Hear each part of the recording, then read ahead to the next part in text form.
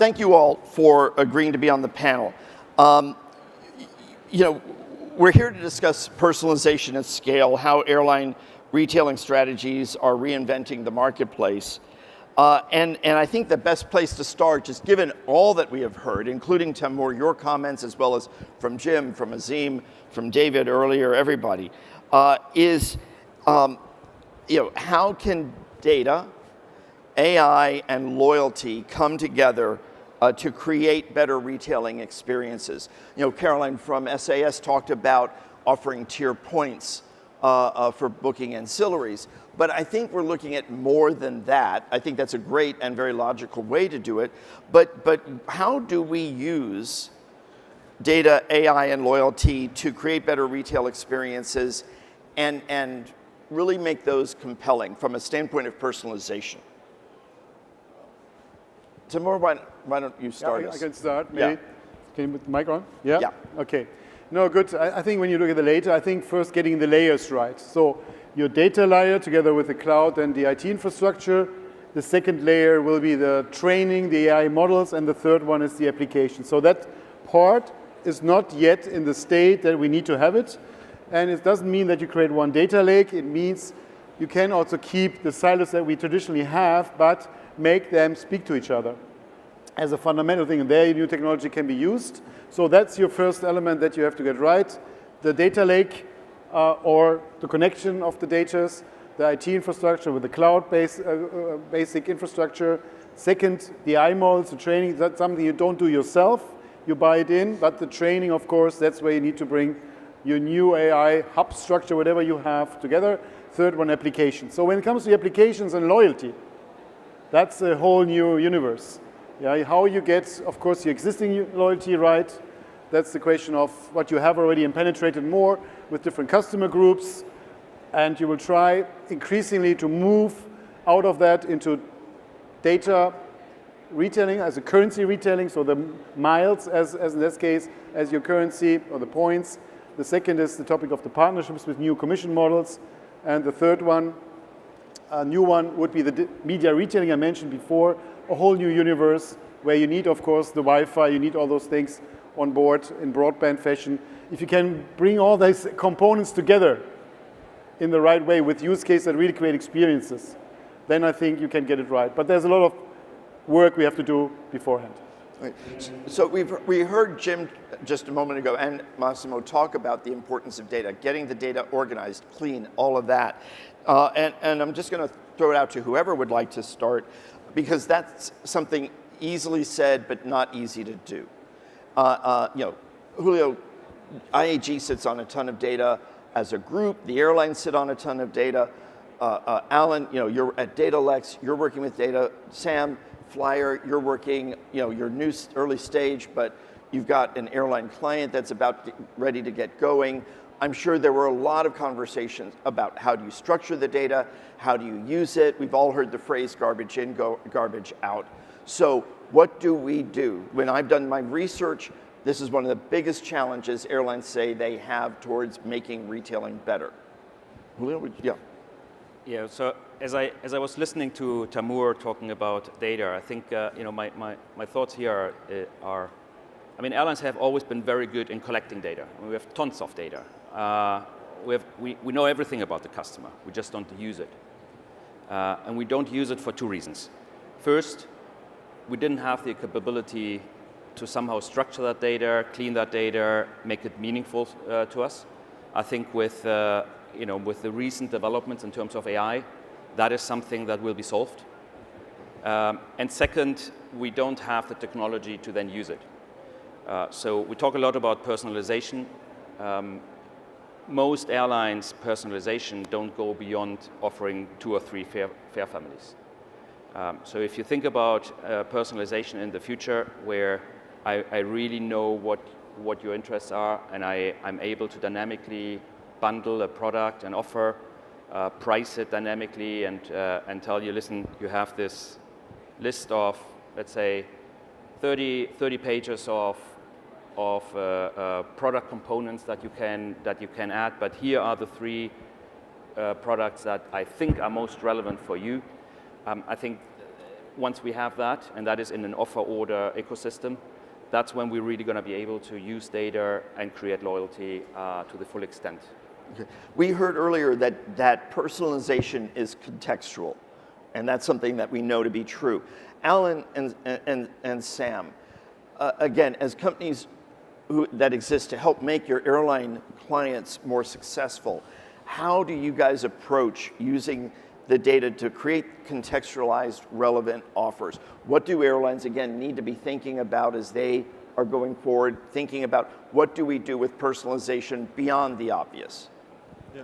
Well, I think in Datalex, like for a number of years, we've been offering targeted and personalized merchandising. So typically the sources we would combine would be we'd connect to the airline's loyalty system, so get loyalty profiles, preferences from there. We look at the context of the trip, so where are they going, when are they flying, who are they flying with. And then we'd also look at purchase history, so whether that comes from our own order management system or more often than not now, the airline will have their own customer data platform.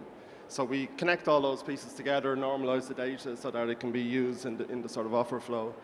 And I suppose typically the way we use that is we have the ability to work with personas, so it starts with sort of high-level segmentation, but as you start to combine all these sources of data together, you get down into sort of micro-segmentation.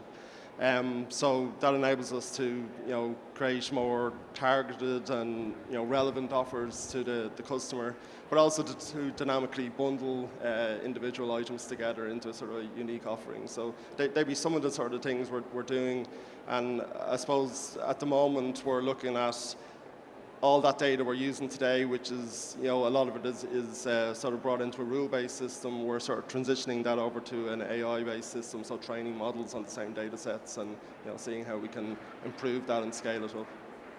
Thanks. Sam, what about at FLYR? Again, you have the advantage of being a greenfield company, working with a greenfield airline.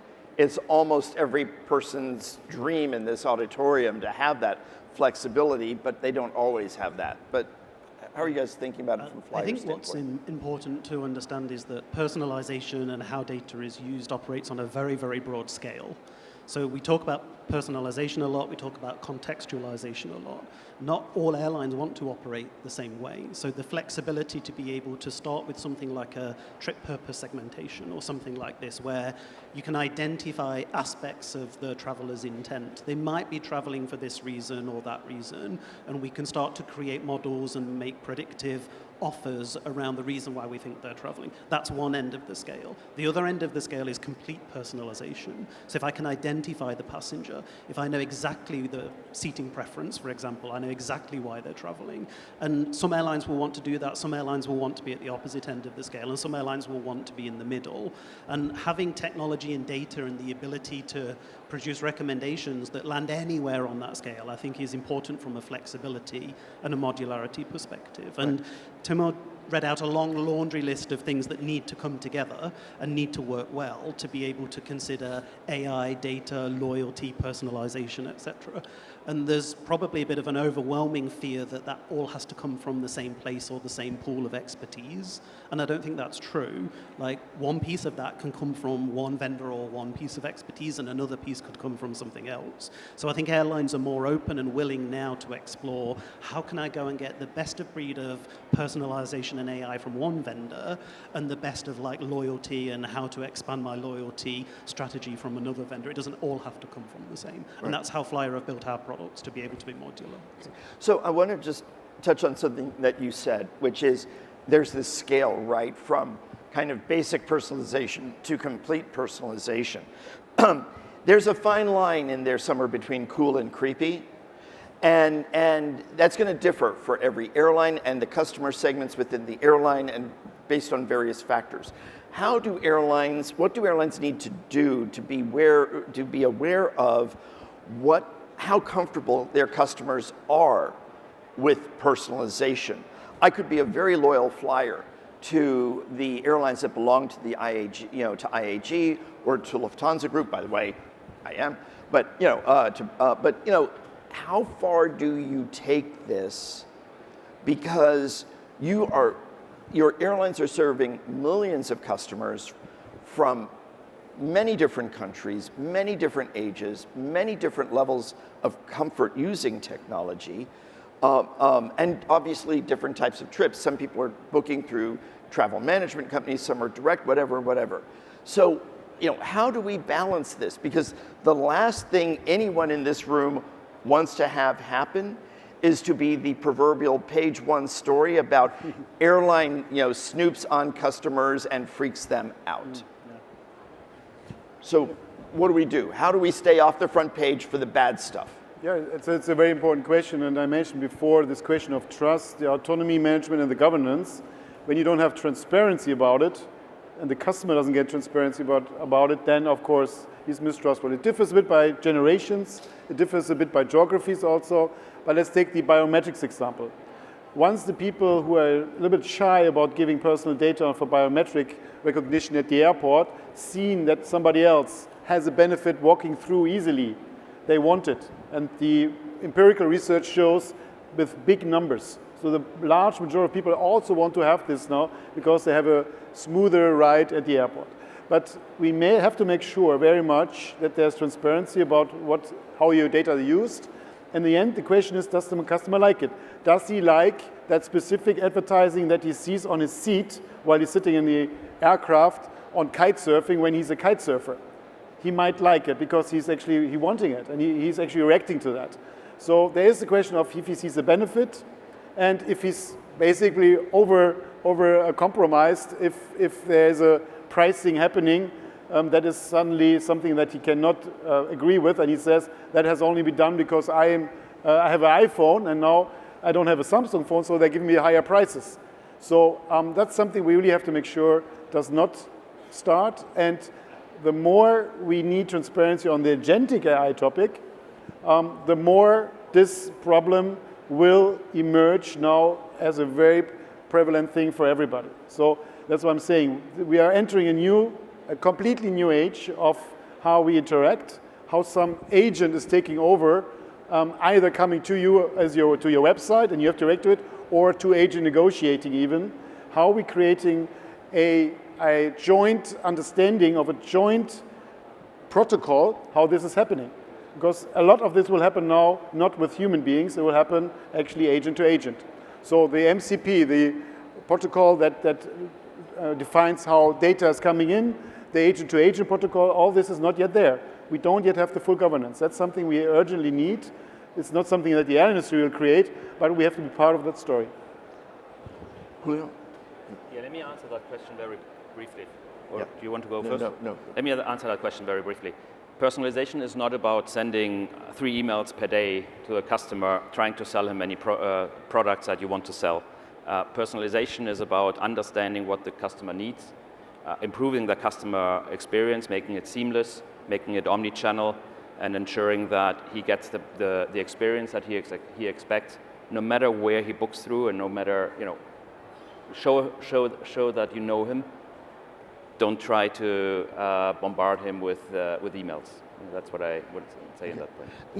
I'm just curious from your standpoint, Julio and Tamur, how important is personalization within your retailing strategies? Like, how much time do you and your colleagues spend discussing personalization and what you can do with it, or and so on, as you're working on your retailing efforts? Why don't you start it? Yeah, I mean that's all really what we talk about. And we have embarked on a journey to replace the traditional, antiquated airline distribution model by a customer-centric, modern, digital, and retail-style model. This is about customer experience, seamless customer experience, about omni-channel, about a frictionless cross-metal experience. That is what it is all about. In order to fully get to the vision that we have, we need the offer order ecosystem. We have started and we are delivering. We have started in phase 1 by replacing the communication standard by NDC, and phase 2 will be all about offer order management. And as I said, it's paying back, right? So if I think about 2017 when we started at IAG, when we started our journey, we had 60% of, or more than 60% of our bookings through GDS. Today we have more than 80% through digital channels. So that's a big jump in a very short time when you think about that you had COVID in between. And why is that important? Because it's good for the customer. And why do we know that? The customer experience is significantly better when customers book through digital channels. When a customer books through an NDC channel, and he typically doesn't know, his NPS is 15 points higher than at IAG, 15 points higher than when he books through a GDS channel. Wow. So it's better for the customer. There's less friction in the customer experience. It's also good for us as an airline in the sense we have a very significant revenue upside, a three-digit million euro figure upside from selling additional products that we would otherwise not be able to sell. And third, it's about cost savings. We have already reduced our distribution cost by a three-digit million euro number. Wow. So it's paying back, it's good for the customer, it's good for the airline. We are halfway through. Now comes the big and the difficult part, which is about offer and order management. Okay. Tamur, what about at Lufthansa Group? No, as I said, I mean, we are also on the offers and orders journey. That's the precondition, as Julio said. The second one is, as I also mentioned, to get now the right AI set up there. That's still work in progress, I would say, because everybody is just starting with this, I would say, in our industry. And then, of course, when you talk about the status quo currently, we have probably 10 different segmentations still in each airline, as I mentioned before. It's be it attributes or revenue management, be it network having a different logic, sales has a different logic. So the next step will be rather to bring that under a joint umbrella of segmentation. It's not always the personalization of the segment of one. At this point, we still very often have, in dynamic pricing, you use segments basically of customer cohorts. So that is going gradually. And I think the need is now to find an umbrella, to find the same logic that we would apply in the behavioral context that the customer is acting. So this is still not yet there. So this third element, I think we're still progressing. And as I mentioned, 10 years ago, it was attempted already. It failed at that time. So there's a great chance now to get it right this time. But you need the other preconditions. Yeah.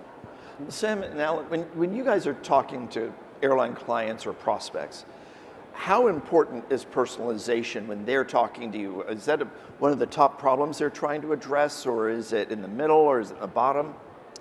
Yeah, to us, it's always one of the key conversations we have on driving the need for them to move to a new platform. And I think where personalization becomes important is, like we said, it's about customer experience. So when it's done well, it should be seamless. It should reduce friction in the booking flow. I think it becomes even more important when airlines move away from need-based products like bags and pre-reserved seating to more want-based or discretionary spend. So when with bags and seating, the customer doesn't really have a choice. They can't buy them anywhere else. But when we go to discretionary spend, so whether it's airport services or destination activities, things like that, there's a little bit more selling involved. And also when the volume of offers that you want to make increases, then it's going to be much more important to have targeted and relevant offers rather than just sort of throw everything at the customer. And I think to one of the points made earlier on, like personalization is, we've all heard it's about offering the right product at in the right place at the right time, at the right price. And I think it's when it comes into pricing that people get a little bit nervous saying, well, am I going to pay more because the airline knows more about me? And to that, I see there's a lot of talk about dynamic pricing for all the different types of offers airlines make. And at the moment, a lot of it is about how do we optimize the revenue for the current transaction. But I think if we think more strategically about that and look at how do we optimize the customer lifetime value, we start to move away from maybe optimizing the current transaction and looking at more long-term view. So that's understanding your customers, who are your highest value loyal customers, And do you understand when you come across a transient customer that you don't have a history with, and how do you convert those into a loyal customer by targeting them with follow-on offers? Sam? I think sometimes the word personalization is maybe a bit of a misnomer or is used incorrectly. I think airlines often get a bit fearful of the idea of personalization because it feels like you're going very, very far from the legacy constraints of like fixed and laddered pricing into something that could be completely dynamic. I think the contextualization or pricing for the purpose that you're traveling is a little bit softer and a little bit easier to sell. Most airlines that we speak to are interested in personalization or dynamic product creation or dynamic product bundles, but they want dynamic what? Product creation or dynamic Thanks. product bundles. Right. Airlines want to know that they can try these things a bit at a time, that they don't have to jump all in and go to completely opaque, dynamic, personalized pricing in one step. And I think that's really important, that it's not an all or nothing. The other thing that I think is very important that we've heard a lot from airlines is, and my colleagues here have said the same thing just now, how do you make it transparent and how do you make it explainable?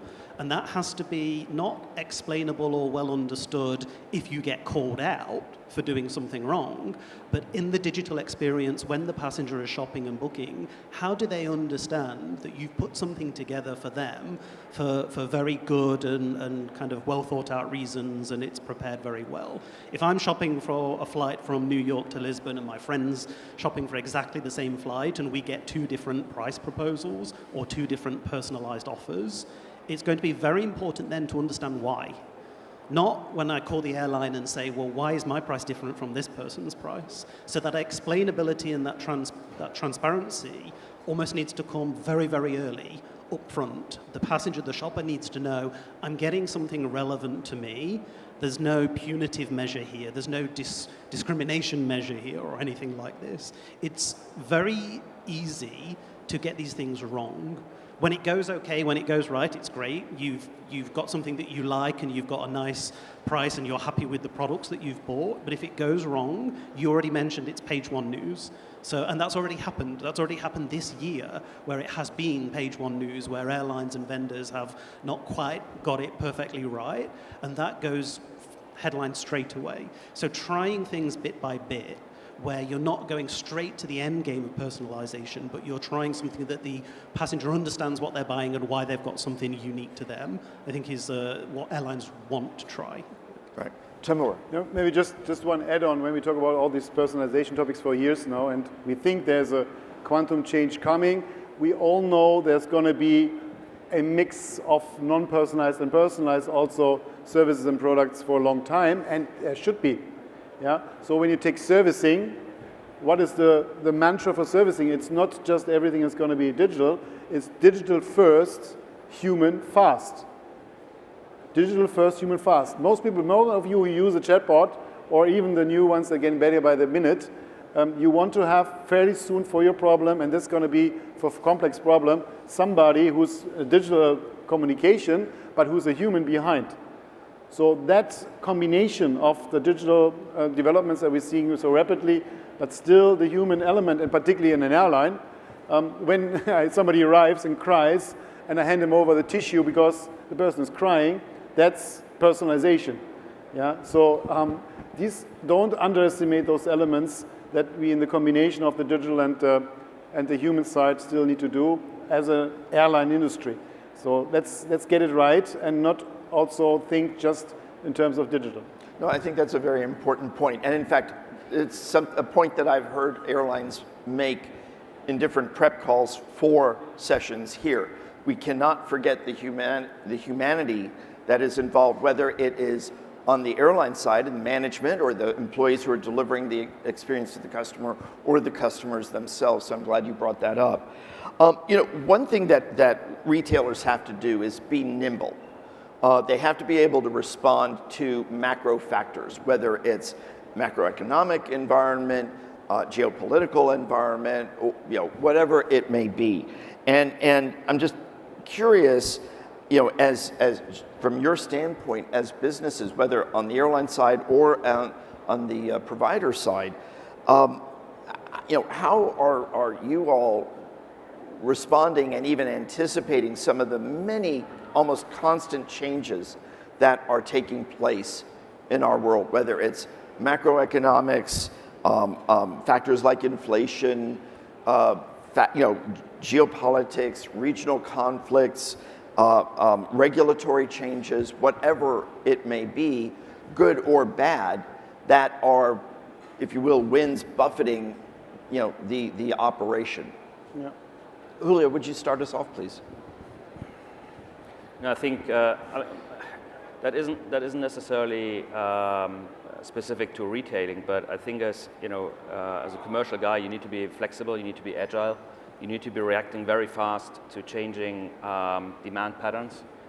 Sometimes those demand patterns are more longer term, and sometimes you have some demand shocks. You have some geopolitical issues. You have disruptive policies introduced that change the demand very, very quickly. And that's why it's so important to be agile, to be in control of your strategies, to have that local, and to be able to really navigate those challenges. Tamur? Yeah, I understood your question a bit broader. So the question really, from an operational perspective, I think first of all, we are in the risk management business. So that's what our DNA is all about. So we manage risk. In COVID, the airlines had to manage the survival risk, but we have to manage risk, hundreds of risks every day. So for that, I think we have established a fairly good set of data points that we're using, and we are able to react pretty fast. But now with predictive methods, of course, there's more possible that you start with not only identifying things, you also can get signals already analyzed, and ultimately predictive. Let's take maintenance. Every spare part in the future will be able to predict its own lifetime value. So things like that are happening. And actually, on the operational side, on the technical side, things are progressing pretty fast on this. So I'm seeing actually a bigger progress already in terms of scaling on the operational side than on the commercial side, which is now catching up with the changes that's happened on the B2C side that we experience our daily life. So there is already a lot of happening there, but I think more possible with prediction getting to the next levels, from weather predictions in a different way that would help ATC, and we hopefully get our ATC problems a bit more under control in the future if we have the right partnership. It's all about partnerships in this industry to share those risk management and then to share also those data in certain contexts and certain defined spaces where you can do that. So on a wider scale, I think I'm not worried. I think that's going to be happening, and I think that's going to help us a lot also on the operations. Yeah. Sam? Yeah. Things are going to surprise airlines and vendors every day. There's always going to be something new that comes along. We think we know what the outlook looks like now for moving to offer an order and digital retailing, but we don't really. Something will surprise us. And so airlines are dealing with risk, and they've got good at it. They know how to respond to many things. Underpinning and underlying all of that is the ability to be reflexive and nimble and to be agile. And for all those things we don't know that are going to happen, whether it's economic factors or public health crises or anything else, airlines want the ability to go and try something new very, very quickly. If they have to pivot and shift and say, I'm going to put in a different retail strategy, or I'm going to change my operation quickly, or I'm going to try something I've never even done before, I'm going to experiment, I'm going to see whether this new method of retailing or this new way of selling products works. They need the technology and the platform and the tools to be able to try something. And this has been the constraint with legacy technology over the past decades. If an airline wants to try something new, they've been constrained. They've not been able to try something new. They've not been able to pivot quickly. And change is coming faster and faster. So the ability for airlines to be able to say, I'm going to try something new in days or in weeks instead of in months or in quarters, I think will become really, really important. And that's where technology, vendors, and suppliers come into play. And that's where offer and order comes into play, to create platforms that allow airlines to experiment and try new things very, very quickly. And again, I'll come back to that point of modularity. You don't need to depend on one vendor to be able to try something and experiment. You should be able to plug and play the technology you've got from different vendors to achieve that objective you've got to do something different in 2 days. And I think that's where we're kind of moving to with the offer and order ecosystem in the future. So over the next 5 years, how far can we take personalization within the context of retailing? Whether it's a world of offers and orders or whatever it will be. How far can we push this? How far can we expect to go? What can our customers expect during the next 5 years from us as an industry? Alan, I'm going to ask you to start us on that, please.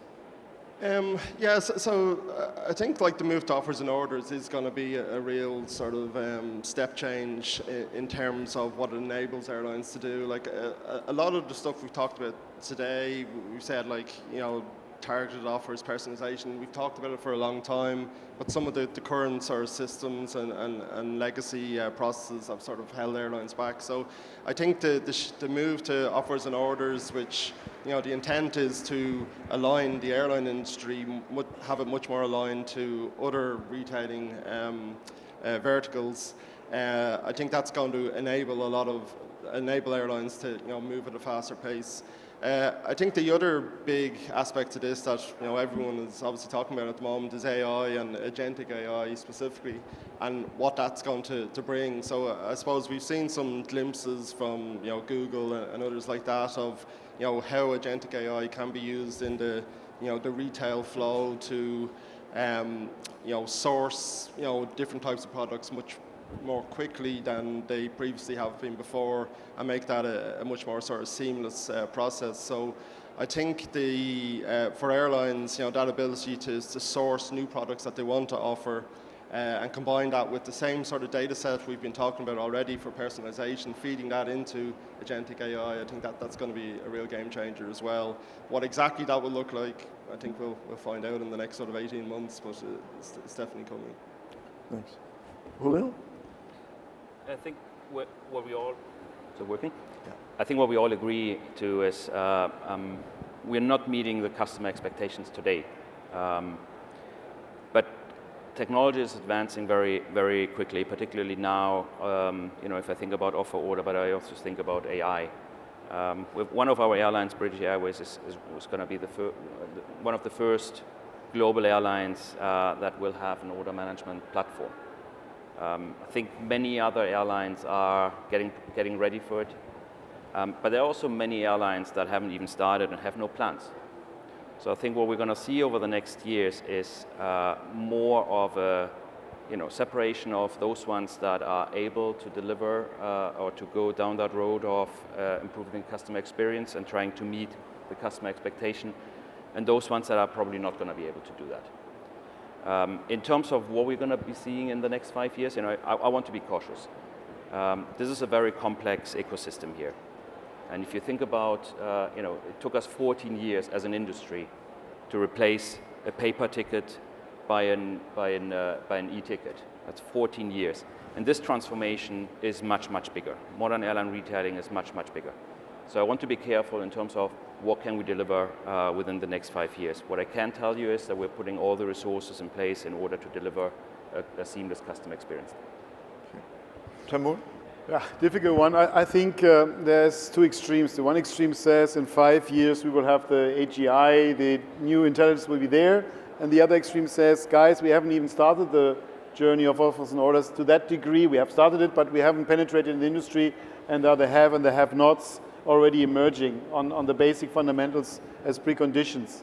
So I think I'm probably somewhere in between, and I think the pressure is coming simply very much from early in the funnel. Everything that comes from inspiration, that comes from the search, that comes from the marketplaces, and that's related to travel, will tremendously change in the next 2 years already. So you'll see fundamental different ways of people interacting, the way of how the autonomous, to a certain degree autonomous, agentic AI is contacting each other. That is coming pretty quickly. As soon as you enter then the field of the existing infrastructure backbone, there's where, of course, you hit the rock, and then you have to see how quickly you can transform that. And that will be that combination. But we will see, supposedly, more of the personalization early in the funnel, maybe also in the back funnel, whether the payment and so on.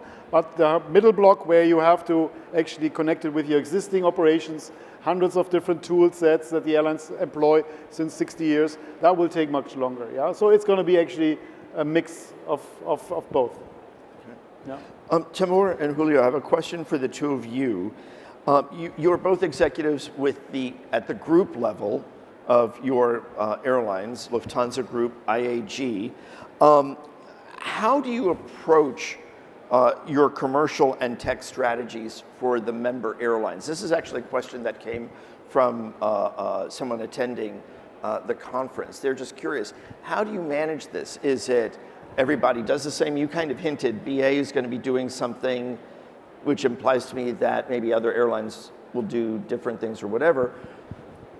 But how do you do it? Is it centralized? Is it individual airline? Is it a mix of both? Yeah, I think it's different by airline groupings. Yeah. And for us, it's very clearly everything that guest-related operations, direct contact to the customer, the brand, the airline will manage themselves. The hubs will be managed independently. Everything that we can do commercially together, where we have a much more intertwined network, or whereas behind the curtain, like on the IT, the digital front, there you will do much more together in the future. And we're currently doing that operational model transformation in order to get there. So that's meaning we need to reorganize how we run in an AI hub while we still keep experimenting in different units, function or business units. So you need some degree of more coordination there now. I think that's the next stage we have to do.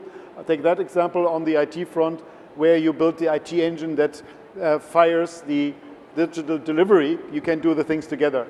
There is no need that this is done by each airline. So that's something where we now make, I think, quantum leap steps in the next 2 or 3 years already. That brings us to a much bigger engine that in the end runs the tools and the platforms, but also delivers on the next cool products for the customer. Right. So if I hear you right, you might develop a common solution at the group level, and then the airlines deploy it individually based on their brand, their markets, their customer dynamics, and whatever else. Is that correct? Well, if it's in direct customer contact, yeah, in the execution, yes. Yeah. But products you can still design for all of the airlines, and then you can differentiate where needed, where there is a USP of the individual brand. You have to prove that there's USP.